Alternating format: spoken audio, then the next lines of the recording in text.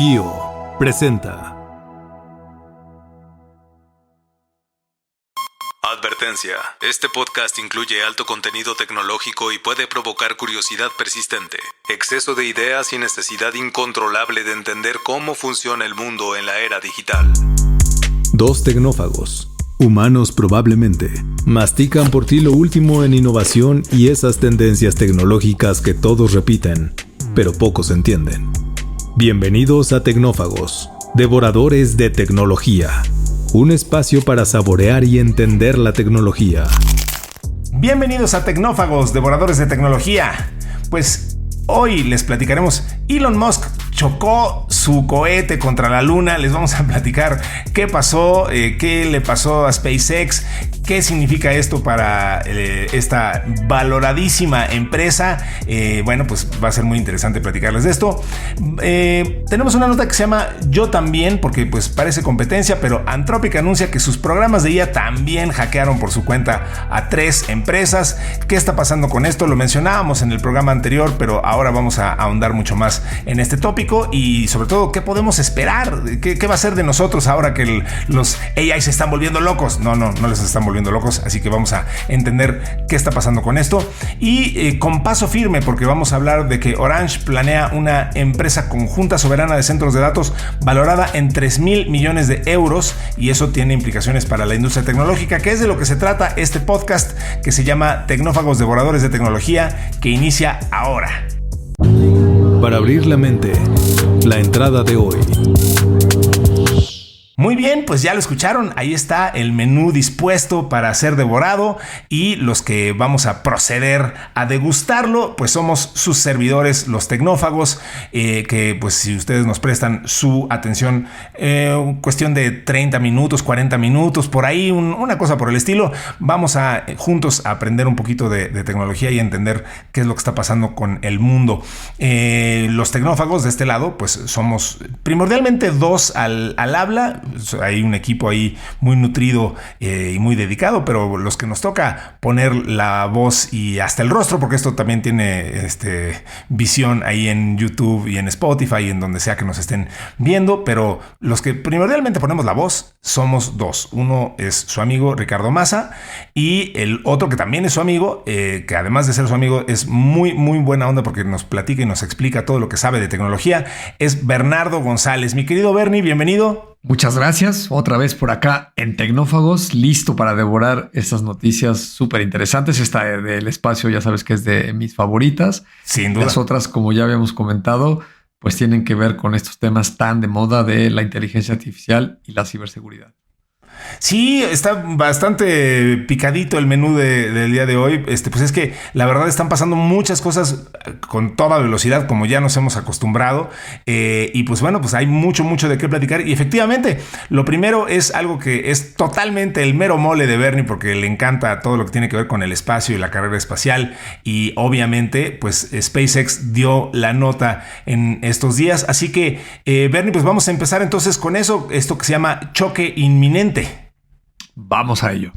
Bien, a ver, Bernie, pues incluso la información que tenemos ya hasta se desactualizó porque todo esto ha estado pasando muy rápido, pero la nota es que, como decíamos, pues una nave de un cohete de SpaceX chocó contra la luna y bueno, pues esto tiene muchísimas implicaciones. La empresa dirigida por Elon Musk, pues ya se pronunció al respecto, ya hubo guerra de tuitazos, ya Elon, por supuesto que le encanta la polémica.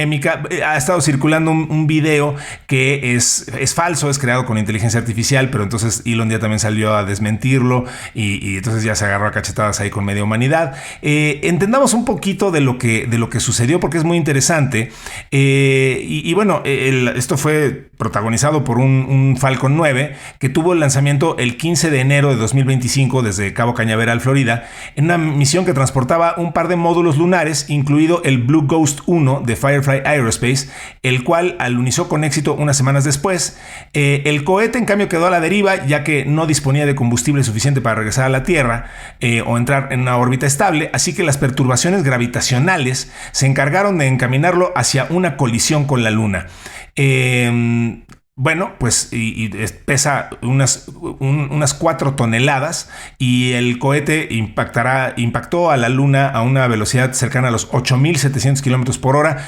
Estuve leyendo un poco, Bernie, sobre el tipo de cráter que provocó esto en la Luna. Digo, a ver, la Luna está acostumbrada a que le den este tipo de ranazos. La cara que tiene la Luna, con la que todos estamos familiarizados, los famosos cráteres lunares, pues evidentemente no son coincidencias, son vestigios de antiguos impactos que le han dado tremendos macarrazos que se ha topado la Luna de asteroides a lo largo de toda su existencia.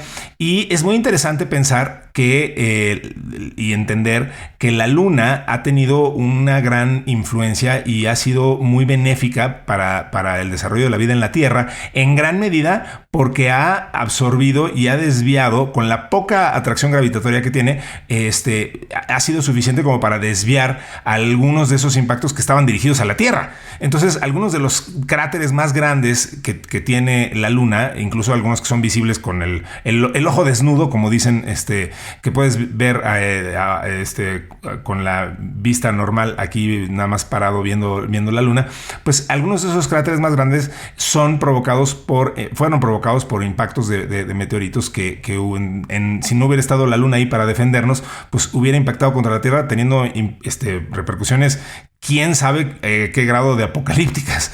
Entonces, eso, insisto, la Luna no es ningún extraño para que le anden dando de tremendos catorrazos, y la explosión y el impacto que tuvo esto, fue bastante considerable de todos modos, porque pues lo impactó con el equivalente a 3 toneladas de explosivo de TNT. Y bueno, pues lo que llama la atención de esto es que esto pues pone a discusión el cuidado que tenemos que tener. Es la primera vez que ocurre un fenómeno de estas características, que un artefacto fabricado por los humanos se impacta de esta manera contra la Luna, y pues entonces nos ponen a reflexionar a todos acerca de qué debe de pasar con esto. Obviamente hay gente que se rasga las vestiduras, y bueno, pues sale, insisto, Elon Musk a decirles, a ver, no pasa nada, y pues tranquilos todos. ¿Qué opinión te merece todo este fenómeno y la discusión que desató alrededor de este inesperado alunizaje que tuvo este cohete? Pues mira, de entrada muy interesante, porque creo que son más frecuentes de lo que nos imaginamos, porque pues todavía el espacio, hasta hace un par de años, unos 3 o 4 años, pues era algo muy sofisticado y estábamos muy acostumbrados a esas grandes misiones de la NASA o el organismo europeo que también lanzaba por ahí algunos cohetes, y por supuesto Rusia, que sigue con todo esto del cosmódromo, que es el que básicamente estaba llevando tanto carga como astronautas a la estación internacional, antes de que existieran estas misiones ya probadas de SpaceX, ¿no? Entonces, por eso es que no era tan frecuente que nos enteráramos de estos problemas. Pero evidentemente desde los años 60 que comenzó la carrera espacial hasta el día de hoy, pues esto ha venido tomando cierta atracción y estos problemas cada vez se están haciendo más frecuentes, ¿no? Lo interesante particularmente de esta misión es que llevaba 2 sondas que iban directo a la Luna. Sí. Una de ellas era de la NASA y otra de un organismo japonés que traía también una sonda para hacer algunas exploraciones. Este cohete de SpaceX, un Falcon 9, como todo mundo lo sabe, tiene 2 componentes principales. Digamos que la parte inferior, el famoso booster, donde están estos motores en la parte inferior, es el que lo propulsa para poder romper la gravedad de la Tierra, que es muy fuerte. Correcto. Lo lleva más o menos a unos 60-70 kilómetros de altura, que es como 6-7 veces lo que vuela un avión comercial. Y ya que llegó a ese punto y prácticamente se acabó todo el combustible, se separan esos 2 segmentos y la parte superior tiene su propio combustible, sus propios motores, y continúa el ascenso para salir al espacio exterior, ¿no? La primera parte, como ya todo el mundo también sabe, desde hace algunos años, SpaceX ha logrado sofisticar este proceso de recuperar esa fase del cohete, ¿no? Ya sea que caiga en el agua o lo atrape, o no lo atrapa, sino más bien aterriza con sus propios propulsores en una plataforma en el mar o ya sea en tierra, ¿no? Eso es bastante común. Pero el segmento superior, por lo general, una vez que cumple su propósito de soltar la carga, se libera al espacio y tiene una de dos destinos. O se dirige para reingresar a la atmósfera terrestre y la fricción del aire es lo que prácticamente lo destruye, lo desintegra. El calor lo incendia y lo desintegra. Sí se genera un poco de contaminación en esa capa de la atmósfera, pero digamos que son materiales principalmente aluminio y algunos metales y por el tamaño que tiene el espacio sideral pues no causa mayor problema, ¿no? El otro es que los mandan a una órbita o los mandan a que se vayan al espacio profundo y pues digamos que desde el punto de vista de la Tierra pues nos deshacemos del problema, ¿no? Ya será problema de alguien más por otro lado. De alguna cultura alienígena. De alguna alienígena y quién sabe cuándo, ¿no? Pero esta misión en particular tenía que ir a una órbita particular mucho más alejada de la Tierra. No soy tan experto en estos temas, pero me parece que agarran un poco de tracción en esa órbita y los impulsa para luego dirigirse a la Luna y poder entrar en una órbita en la Luna y finalmente estas sondas poder alunizar, ¿no? Entonces, en toda esa maniobra, esta misión particular de SpaceX se consumió todo el combustible del cohete. Liberó las sondas y la primer sonda, un par de meses después, llegó a la Luna y pudo alunizar y estuvo activa durante unos 3 meses y cumplió todo su objetivo. Pero fíjate lo paradójico de las cosas. La segunda sonda trató de alunizar, perdió comunicación con el organismo japonés y se impactó con la Luna esa segunda sonda, ¿no? Una sonda muy pequeña y pues nadie se enteró y no hubo mayor problema. Y los ingenieros de SpaceX trataron de poner este segundo módulo del cohete en una órbita donde no causara ningún problema, pero se les acabó el combustible y se quedó en una órbita muy inestable. Entonces, entre el plasma solar de algunas tormentas y la fuerza gravitatoria que tienen entre la Tierra y la Luna, que es muy fuerte, este cohete empezó a entrar en una órbita donde los astrónomos lo empezaron a seguir y hace unos meses se dieron cuenta que era inevitable que se iba a impactar con la Luna. Por ahí te puse en el chat donde estamos grabando tú y yo en este momento un video, no sé si ese es al que hacías alusión. Ese fue el que yo vi. No sé si ese está generado por inteligencia artificial o en verdad lo tomaron con un telescopio. A mí no se me hace que esté generado por inteligencia artificial, pero lo desconozco. Pero se ve ahí el cohete, un pequeño puntito, y se ve cómo se impacta, ¿no? Lamento decirte, pero sí es ese es la inteligencia artificial, mira. Está hecho con inteligencia artificial porque aparentemente, bueno, según Elon Musk, y por ahí debe de venir su reply, no fue en ese lado de la Luna donde ocurrió el impacto. Es más, ni siquiera fue, o sea, no lo pudo haber captado un telescopio por algunas circunstancias que no te voy a saber explicar. Pero no, este ya lo desacreditaron como... Incluso en este mismo que me pegaste, aquí abajo viene uno de esos disclaimers que dicen que este video muestra una simulación y Pero bueno, da igual, para el caso con fines ilustrativos está perfecto. Exacto. Me robaste las palabras. Para fines ilustrativos, allá hay un video generado con inteligencia artificial y dejó un cráter no muy grande de más o menos unos 40 metros de longitud, con cierta profundidad, y lo mismo, ¿no? El cohete pues se impacta y seguramente se pulveriza y desprenderá ahí algunas partículas. Me parece que con algunos telescopios también las están observando porque es interesante determinar qué le pasa a todo ese material. La Luna sí tiene gravedad.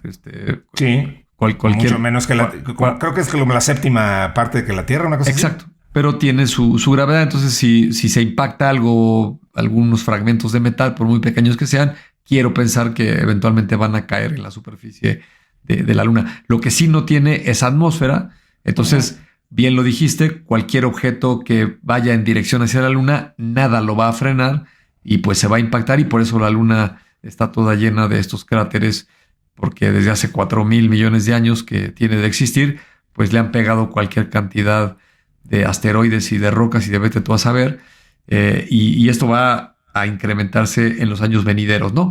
Lo que sí es interesante y también ha desatado un poco de polémica, digamos, el pretexto de este choque, es Sí. que sí hay muchos satélites en órbita. Digo, tan solo Starlink ya tiene más de 10,000. Había como unos 4,000 de los últimos 30 años entre militares, de telecomunicaciones, de televisión, de GPS, de lo que tú gustes y mandes. O sea, empezando desde el Sputnik para acá, habíamos puesto entre 3,000 y 4,000. Y ya nomás llegó Elon Musk y aumentó esa cifra a 10,000. Dios mío. Correcto. Y entonces, por ejemplo, hay un efecto que se llama el efecto Kessler. Lo desarrolló un científico de la NASA, Donald J. Kessler, con el mismo nombre. Y él en 1978 hizo un modelo para simular qué pasaría si dos satélites colisionaran, ¿no? Entonces él dijo, oye, pues si el satélite A le pega al satélite B y vamos a suponer que se destruyen y generan 5,000 fragmentos de todos tipos y tamaños, unos filosos, otros a gran velocidad, y luego le pegan a otros 20 satélites, pues van a generar millones de pedazos que van a estar orbitando. Sí. Y si este efecto continúa, pues va a llegar un momento en que va a ser inviable que exista algún satélite en las órbitas terrestres, porque todos van a chocar y van a colisionar. Es una visión bastante apocalíptica, pero podría suceder. Y entonces, como siempre sucede en la historia de la humanidad, se genera una tecnología, se genera un cambio, trae unos beneficios. De manera colateral, eso produce ciertos problemas. En este caso, estas colisiones generarían una contaminación y alguien genera otra tecnología pues para poder reducir este problema, ¿no? Por ahí, tanto China como Rusia se les acusa, uno en 2007 y otro en 2021, de haber lanzado un misil para destruir un satélite que ya no lo querían tener ahí orbitando. Y entonces se estima que hay muchos fragmentos ya en órbita, los tienen ubicados. ¿Te acuerdas que alguna vez reseñamos tú y yo en una nota que, si no me equivoco, hay un organismo que tiene el inventario aproximado de más o menos cuántos fragmentos Toda están la mugre que orbitando? tenemos ahí flotando. Sí, claro. Desde algunos milímetros de volumen, de diámetro, hasta seguramente habrá cosas de algunos metros que es literalmente basura, ¿no? Y Sí, entonces se están desarrollando ganchos, redes, y conforme empiece a abaratarse o continúe abaratándose todas estas misiones, estoy seguro que se van a crear compañías específicamente dedicadas a ir por toda esa basura, van a cobrar y la van a quitar, pues para que siga todo este desarrollo tecnológico, ¿no? Cosas muy interesantes. Ahí se los dejamos, depende qué visión quieras tú tomar, la negativa o la positiva. Pero así funcionan las cosas, siempre hay un equilibrio, siempre hay los dos extremos y de alguna u otra manera lo vamos a resolver. Sí. Vamos a tener que empezar a quitar el sargazo eventualmente del espacio exterior para poder sacar los siguientes misiones espaciales, porque ya va a estar todo muy contaminado. Pero bueno, así somos los humanos, Bernie. ¿Qué le vamos a hacer? Bueno, pues ahí está entonces esta nota muy interesante. Digo, despertó mucha conversación y creo que es normal, y creo que también tiene que ver con más un tema filosófico, justo de esto que estás mencionando, ¿no? O sea, los humanos, siendo humanos, ahí vamos a aventar nuestros cohetes en contra de la luna y a contaminar nuestra propia atmósfera, y ya no podemos ni siquiera salir del planeta porque ya hay demasiada contaminación. En fin, creo que tiene más que ver con eso, con que el verdadero impacto per se de esta nave, ¿no? O sea, es simplemente nos hace reflexionar más que otra cosa.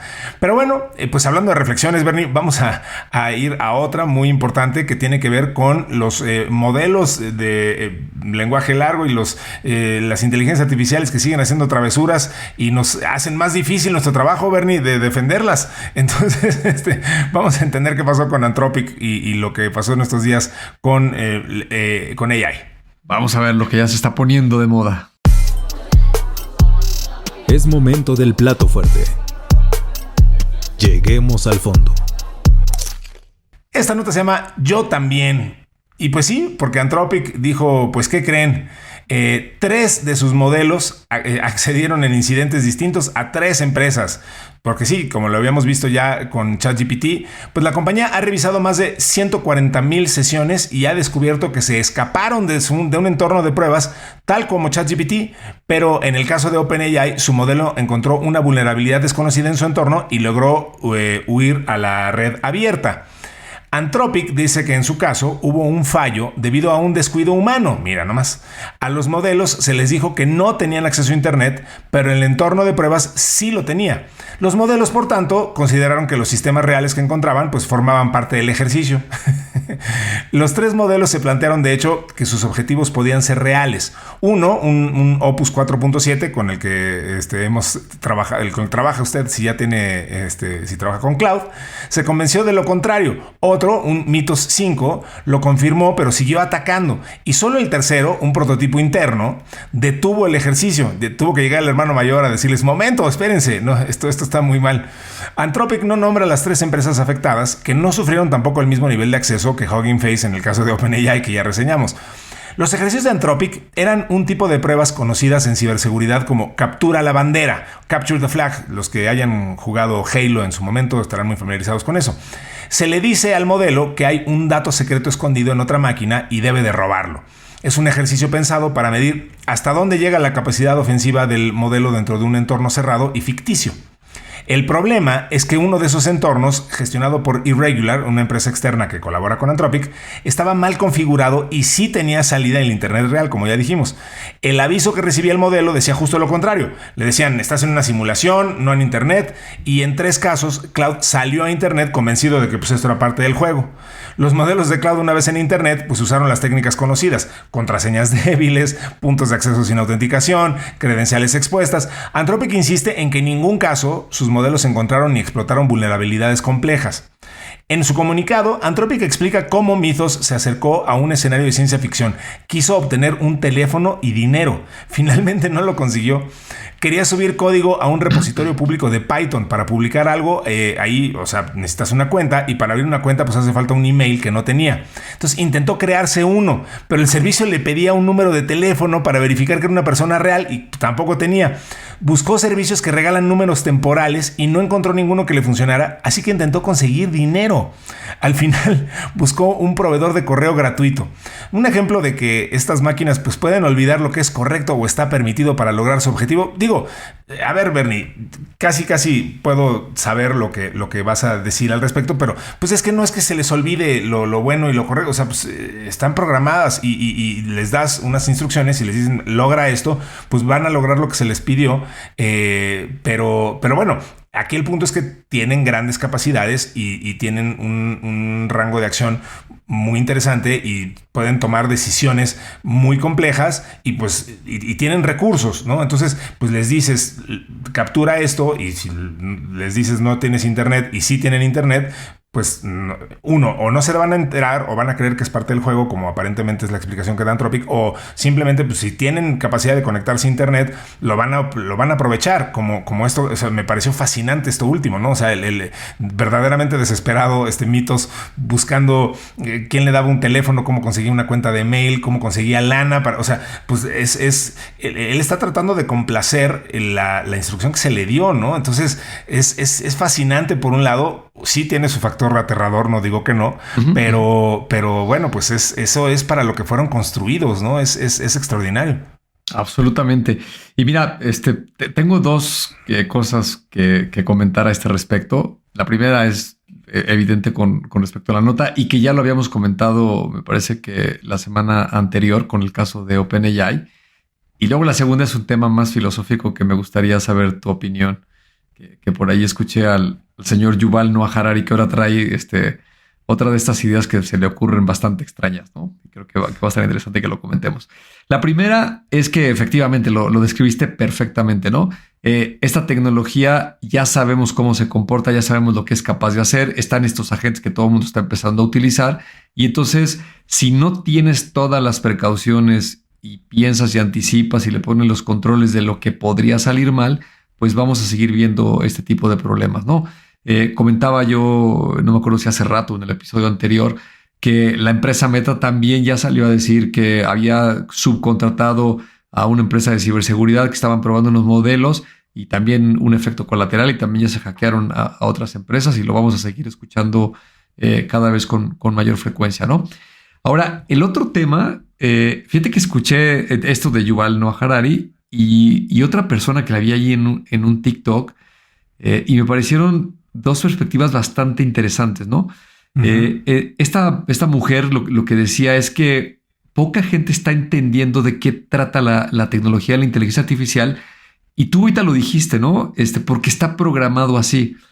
Y la tesis de esta mujer es que dice, oye, es que esto no está programado. Lo que hizo el ser humano con esta tecnología fue que agarró el cúmulo del conocimiento de la humanidad, todo lo que estaba escrito en libros, ciertos, ficticio, lo que tú quieras, foros, películas, todo el conocimiento de la humanidad, lo bueno, lo malo, y lo metieron a un sistema donde le dieron pesos estadísticos que obedecen a cómo se comportan los seres humanos. Y entonces cada vez más vamos a ver comportamientos muy humanos.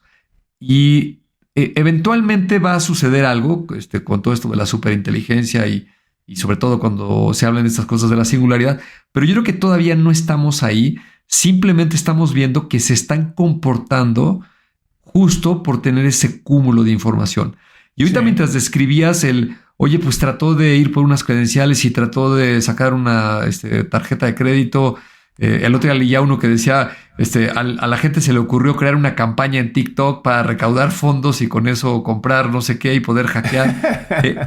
Ese tipo de cosas, efectivamente, nos parecen como extrañas, pero a ver, si tú contrataras a un becario, una persona que fuera bastante pila, y le dices que haga algo y que con base en el resultado, si lo logra, ahorita me estoy acordando que cuando yo entré a trabajar a una empresa, me dieron un librito a leer bastante interesante que era una historia que se llamaba el jarrón azul, ¿no? Y era a alguien le decían que tenía que conseguir un jarrón azul y muy poca gente lo había logrado porque estaban probando la tenacidad de la gente que ingresaba a esa organización, ¿no? Correcto. Y al final el jarrón ni siquiera existía, pero era a ver hasta dónde llegabas con tal de conseguirlo, ¿no? Correcto. Y me parece que es un comportamiento exactamente igual. Entonces, el otro comportamiento que ahora no sé si ya lo escuchaste de Yuval Harari es que ahora trae esta campaña que luego le gusta hacer a él mucho amarillismo, que dice que estos modelos están llegando a intimidar, o sea, tal vez no es la palabra intimidar, eso es negativo, tener intimidad, o sea, cuando tienes confianza entre dos personas, ¿no? Sí. Es que claro, en inglés diría intimacy, ¿no? O sea, intimacy, exacto. Sí. Pero tener intimidad, ¿no? Es correcto decirlo en español. Sí. O sea, te tengo confianza. Más bien, sí. Ajá. Y empiezo a confiar en ti y te doy cierta información y tú me compartes otra que no se lo dirías a alguien más. Y eso genera una relación de confianza, ¿no? Correcto. Y entonces la tesis de Yuval es que dice que estos modelos ya están preparados para tener intimidad con cualquier persona, ¿no? En cualquier tema. Dice, lo peligroso es que cuando tú intimidas con otro ser humano y compartes esta información y generas confianza, tú lees muchos signos que te pueden hacer que te detengas, ¿no? Y eso puede venir ocasionado porque a lo mejor al principio yo te estoy prestando toda mi atención y concuerdo con lo que me estás pidiendo y tú ves que lo estoy haciendo, pero a lo mejor de repente yo estoy muy ocupado y ya no te pongo la misma atención o ya perdí el interés por alguna razón. Y el humano es muy dado a leer esos signos y entonces empieza a tener ciertas precauciones y eso es lo que hace que nosotros no nos vayamos de boca con cualquier persona, ¿no? Tendría que ser alguien muy malévolo como esto de las redes de ingeniería social, ¿no? Sí. Que deliberadamente te quiere atacar. Pero un modelo está a las 24 horas del día disponible y no tiene sentimientos y nada lo va a desviar. O sea, puede estar volcado totalmente a hacerte creer que puedes confiar en él y que puedes tener intimidad y le puedes compartir cualquier cosa. Y simplemente me pareció muy interesante a colación de esto que está sucediendo, ¿no? Con los agentes. ¿Cómo no? Porque además, o sea, en una relación humana estamos llenos de microcódigos, ¿no? Que van moldeando nuestra relación. O sea, tú y yo estamos platicando y no nos damos cuenta, pero aunque podamos ser muy buenos amigos, todo el tiempo estamos marcando límites y construyendo la relación con cosas y gestos y como pequeñas claves y códigos que tenemos los humanos que la inteligencia artificial no tiene y no va a captar, ¿no? Entonces, los humanos lo que hacemos al conversar es todo el tiempo estar delimitando hasta dónde estoy dispuesto a que tú te metas en mi vida, déjame decirlo así. Ajá. Y en cambio un AI no va a estar sensible a ese tipo de microcódigos, no va a tener la sensibilidad ni el tacto de cacharlos y se va a ir por todas, ¿no? O sea, siempre va a estar buscando la forma. Eso es bien interesante porque no tiene esa psicología social de entender que si yo le digo, claro, pasa, estás en tu casa, en realidad no te estoy diciendo literalmente que puedas pasar y llevarte todo lo que quieras y que literalmente estás en tu casa. Digo, estoy diciendo un absurdo, pero pues son ese tipo de cosas que decimos cuando platicamos que no deben de tomarse en un sentido literal y que el AI sí va a tomar de un sentido literal. De nuevo, exagero el punto para hacer el punto, pero sí. Creo que va un poco por ahí también la cosa en este tipo de interacciones que tenemos con el AI, ¿no? Entonces, absolutamente. Y el peligro es porque si lo pones, lo que acabas de describir, ahora ponlo del otro lado y esta herramienta se va a abrir contigo. Y claro. Es como si estuvieras con esos microcódigos y tratando de leer a una persona y dijeras, oye, esta persona con la que estoy hablando es totalmente abierta y genuina y me está diciendo todo. Y entonces eso puede hacer que tú confíes demasiado cuando en realidad estás hablando con un algoritmo. Y entonces le puedes entregar demasiada información y te puedes llevar un problema, ¿no? Sí, y también la otra cosa que va a correr en paralelo es que va a ser inevitable que en esa relación que estás describiendo, me parece a mí que los humanos somos totalmente incapaces de distinguir si estás hablando con una persona de veras o con un algoritmo. O sea, es muy natural desarrollar ese afecto, ese lazo, ¿no? En lo que acabas de decir. Y no me refiero sentimental ni mucho menos. Por ejemplo, en una relación de colegas de trabajo, evidentemente necesitas confianza para trabajar, para hablar con alguien. Y se da por toda la suma de lo que dijiste. Y entonces eso te permite relajarte y pedirle cosas a alguien y decirle una broma y entregarle cierta información que a lo mejor con alguien con quien no lo has desarrollado eres mucho más cauto, ¿no? Uh-huh. Y la gente me parece que se va a abrir demasiado y va a entregar mucha información. Y si usted se pregunta por qué Ricardo y Bernardo están hablando ahora de esto, si comenzaron a hablar de los ataques de ciberseguridad, pues tiene que ver todo. Imagínate que en lo que usamos las personas en nuestro día a día, en las organizaciones, estos modelos para que nos ayuden, para responder, para hacer hojas de cálculo, presentaciones, si empezamos a desarrollar estos vínculos, pues de repente podemos perder esos límites. Y otra vez, si todo está construido positivamente y tiene sus restricciones, pues no va a pasar absolutamente nada. Pero si algo no se contempló correctamente, como el ejemplo de estas notas, hubo descuidos, o peor, hay alguien que deliberadamente estaba buscándote sacar información o hacerte daño, pues las consecuencias van a ser mucho más complicadas. Pero bueno, no está sujeto ni a tu opinión ni a la mía. Es algo hacia donde nos dirigimos. Y es muy importante que lo reflexionemos y a ver qué piensan nuestros amigos.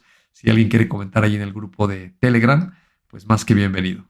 Eso va a ser muy interesante. ¿Qué opinan ustedes? Ya lo dijo Bernie. Ahí estamos en el grupo de Telegram. Solamente tienen que buscarnos con la palabra Tecnófagos y ustedes son los que determinan de qué se habla en este podcast. Así se fue construyendo el contenido de este mismo episodio, que por cierto, Bernie, este es el episodio 250, que pues digo, no hicimos mucha faramaya al respecto, pero también es un número cabalístico, ¿no? O sea, hace poquito estábamos celebrando el episodio 200 ahí con nuestros amigos de IBM y enos ahora, ya 50 episodios después, qué barbaridad, el tiempo vuela.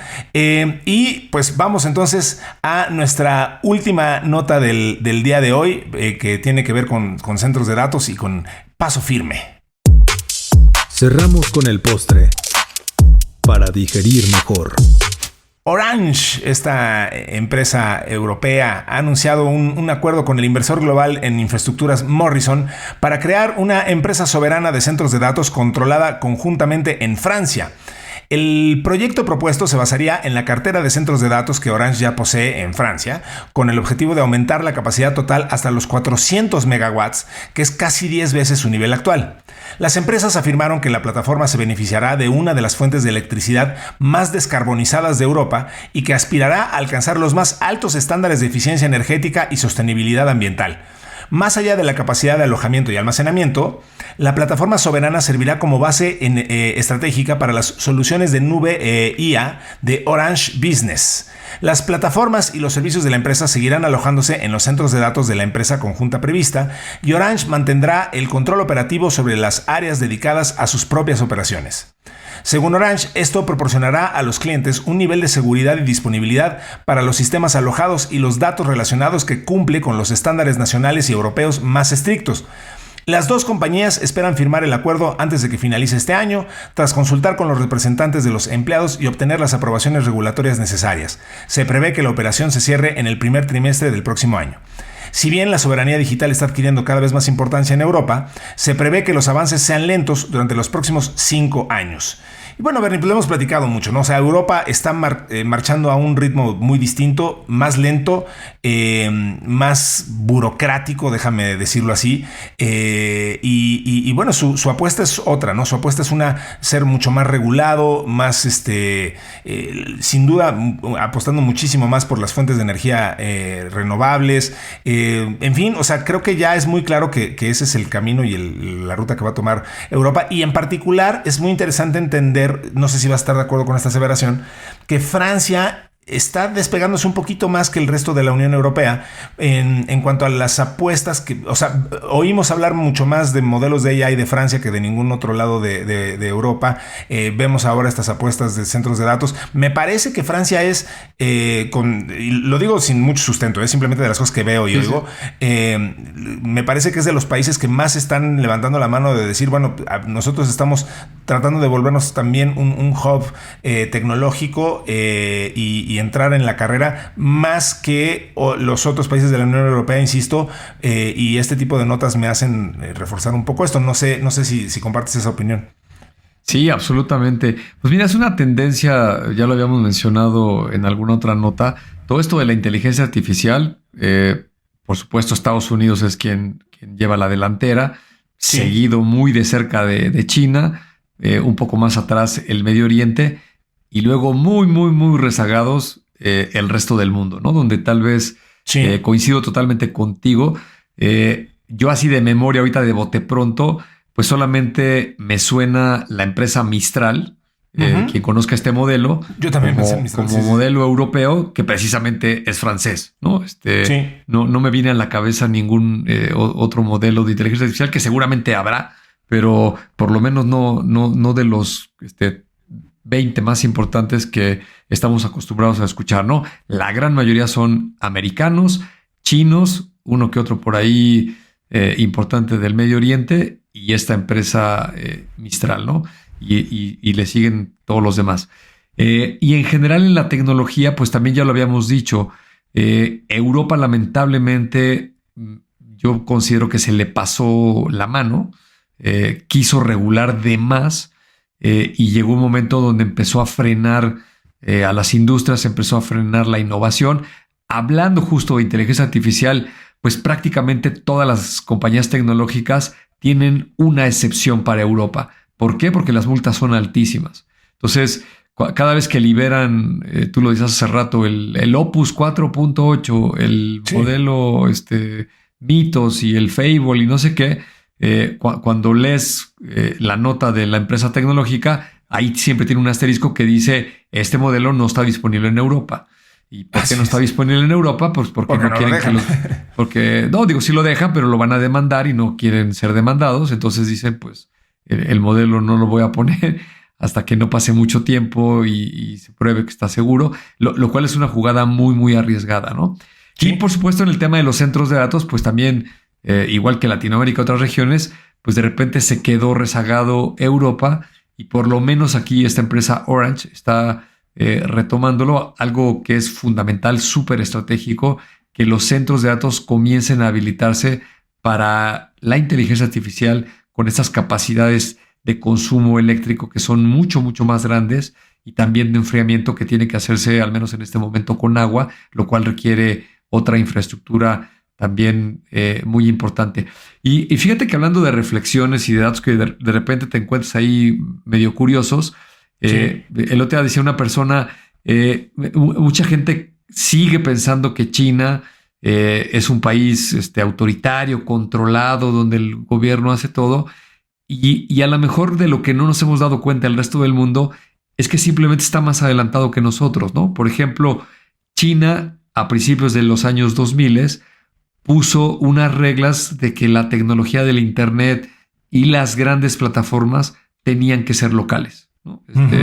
Le dijo a Google, oye, fantástico que quieres poner aquí tu servicio de Google, pero yo voy a crear un servicio de búsquedas chino que se llama Baidu, y ese va a ser el principal, y ese es el que yo voy a impulsar, y sí voy a meter las manos como gobierno porque es algo estratégico.